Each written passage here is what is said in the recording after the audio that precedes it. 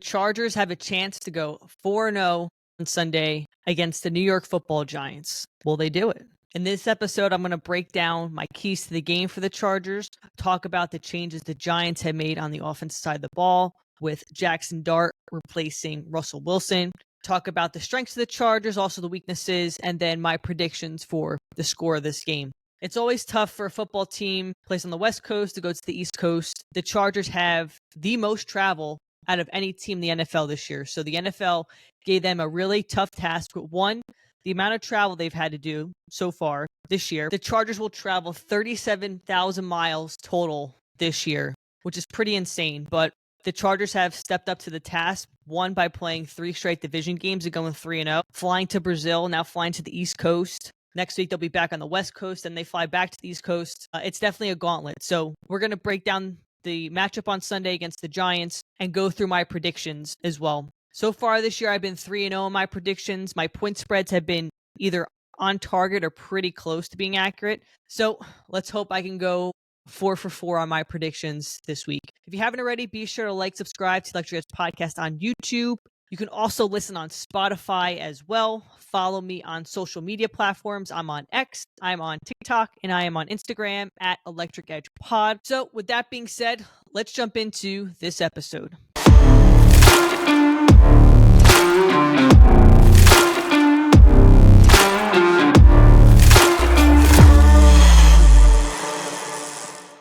Okay, so before I go into my breakdown of the matchup on Sunday, I want to give you a little story of a Chargers-Giants matchup. So back in 2009, I believe this was my first Chargers game I had ever gone to. The Chargers were in New Jersey playing the Giants at the old Giants Stadium, and the Chargers had won that game 21-20. Vincent Jackson caught a late touchdown pass in the end zone from Rivers. And I was actually sitting in the corner end zone, probably about 20 or 30 rows up.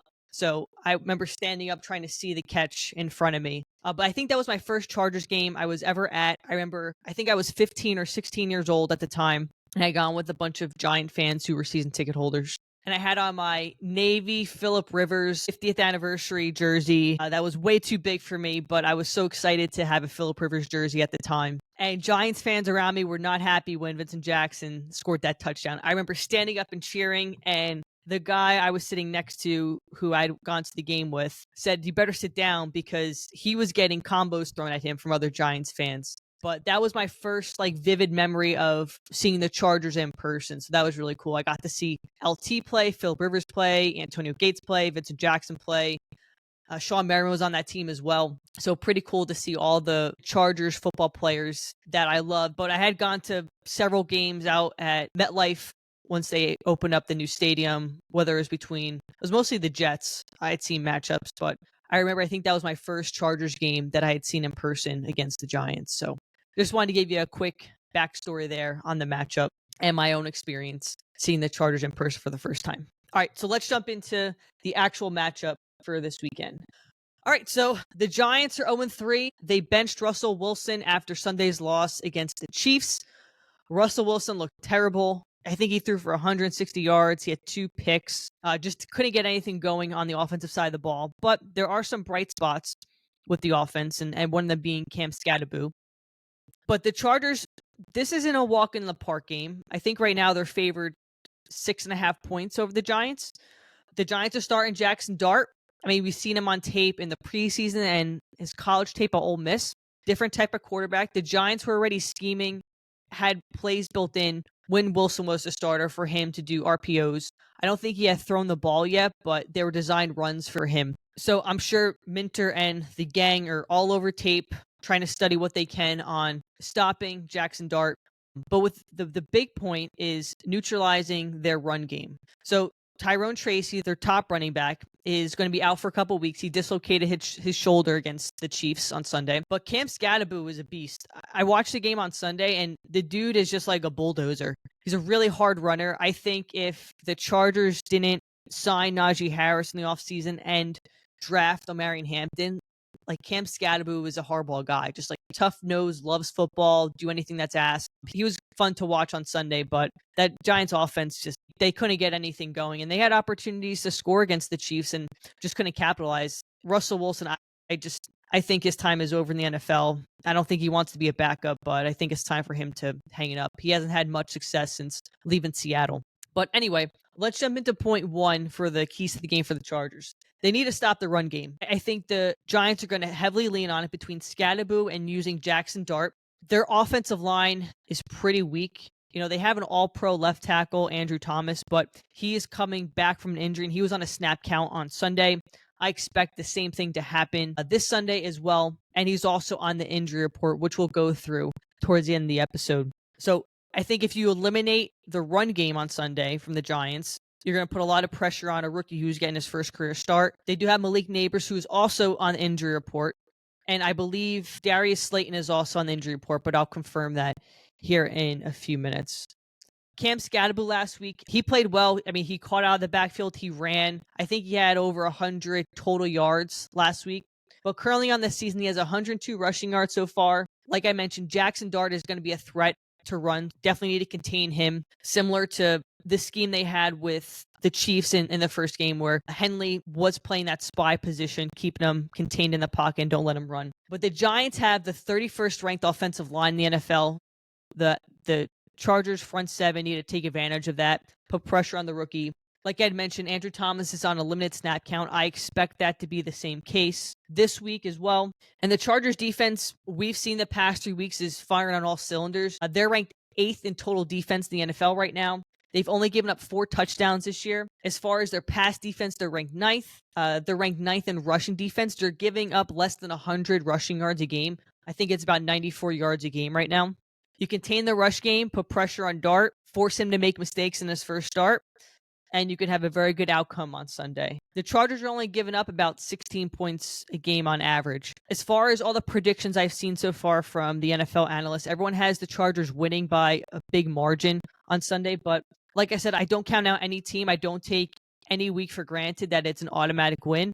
Take a look at last week. The Packers lost to the Browns. I don't think anyone on this planet thought that would happen. So the Chargers need to continue to come out like they're playing a divisional game, play hard. That defense needs to be aggressive, contain Dart, stop the run, make sure Malik Nabers is covered. He's their threat on the passing game.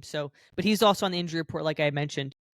Last week against the Chiefs, though, Malik Nabers had 2 catches for 13 yards. But the week prior, he went off against the Cowboys. But the Cowboys' defense is a whole other issue.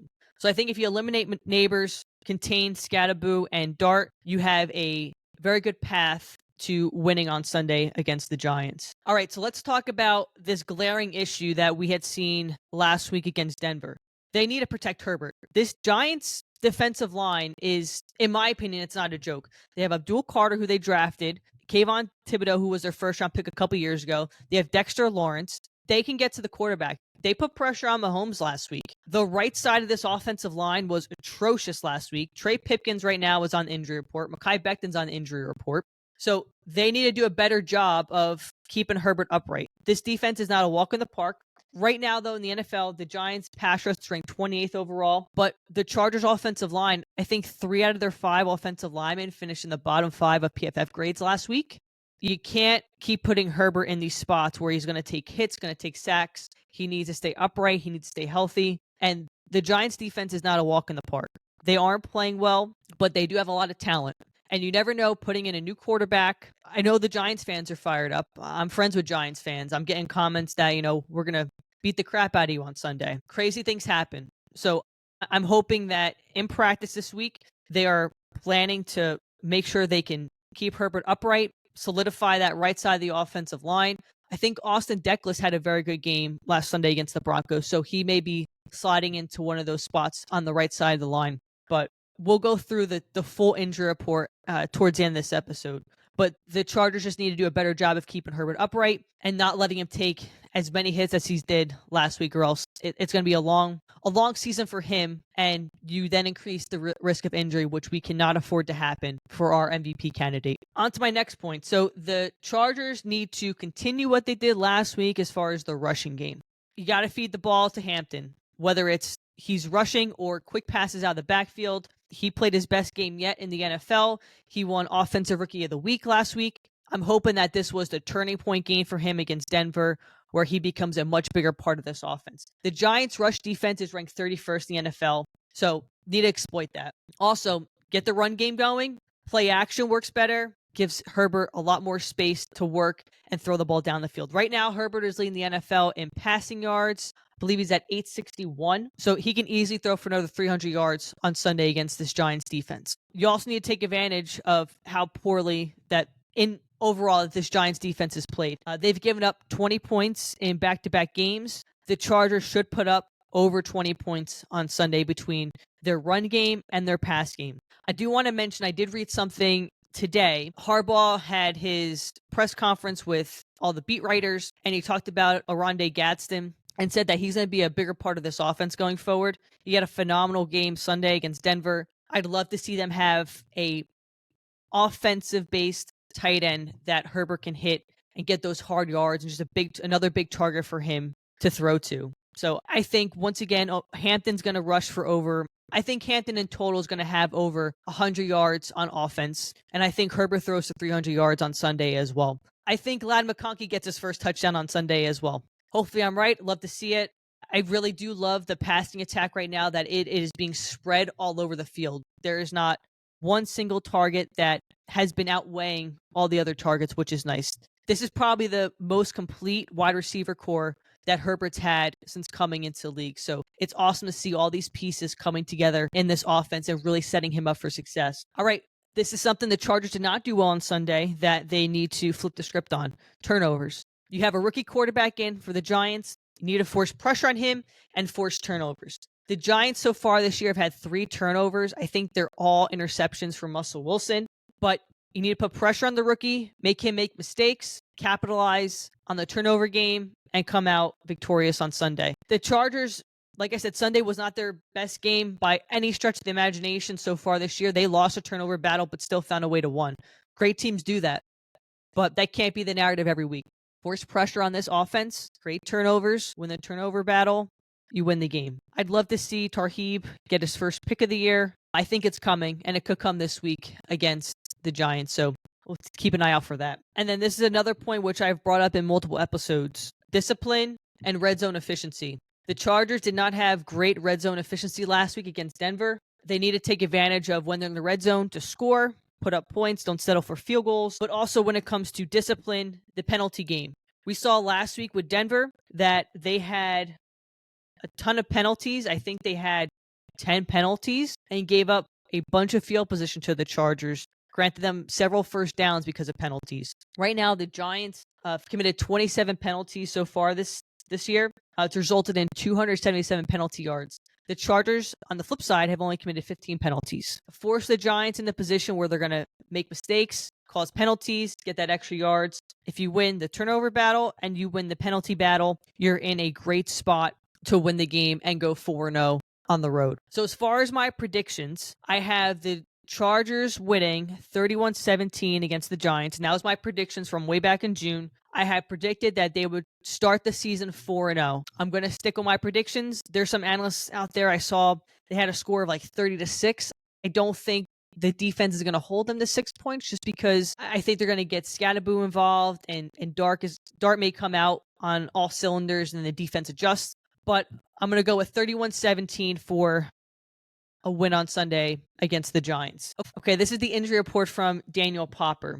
So the Chargers have Mekhi Becton, who had a concussion, Brad Bosen back, Darius Davis knee, Will Dissly still out, Sean Hand was limited, Cam Hart's on here, but he did practice on Wednesday, Dante Jackson's on here, but he practiced as well, Rick Lovato, this is a non-injury, Elijah Molden's still out, and Trey Pipkin. So you have 3 starting offensive linemen on this injury report. Not a good way to start the week. And with the exception of Bozeman, both of those starters are on the right side of the line, which goes back to the issues the Chargers had last week on that right side of the offensive line. Hopefully these injuries aren't serious. We'll see today if they practice or they're limited or full. That information should come out this afternoon, but it's something to definitely keep an eye out on up until game time on Sunday. As far as the Giants, they have a bit more injuries than we do. I had mentioned Darius Slayton was on the injury report. He was limited. Malik Neighbors did not practice. He had a shoulder injury.